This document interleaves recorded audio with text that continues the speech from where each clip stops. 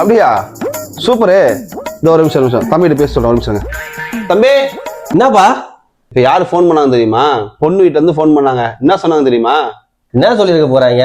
பையனோட ஜாதகம் சரியில்லைன்னு சொல்லியிருப்பாங்க, இல்லைன்னா பையனோட வேலை சரியில்லைன்னு சொல்லியிருப்பாங்க. வேற என்ன புதுசா சொல்லியிருக்க போறாங்க? டேய், அதெல்லாம் இல்லடா. அந்த பொண்ணுக்கு உன்னை பிடிச்சிருக்காண்டா.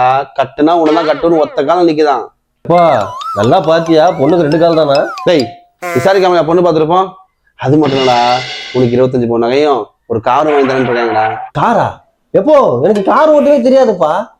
எல்லாரும் ஓட்ட தெரிஞ்சா பொண்ணு வீட்டு இருந்து கார் வாங்கி வைக்கிறாங்க. குடுக்கறத வேணான்னு சொல்லக்கூடாதுடா. வாங்கி வைப்போம், அப்புறம் ஓட்ட கத்துப்போம். ஓ, நீ அப்படி வழியா? எப்போ நான் சொன்ன விஷயத்தெல்லாம் சொல்லிட்டியா? அதெல்லாம் கேட்காம இருப்பானாப்பா. நீ வெளியே போனா சும்மா ஓயாம போன் பண்ணி எங்க இருக்குன்னு கேட்காது.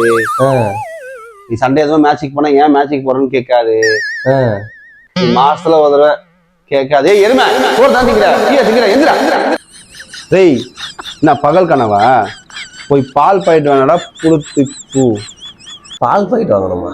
சரி, ஏதோ புளிச்சி பூனாரே, என்னவா இருக்கும்?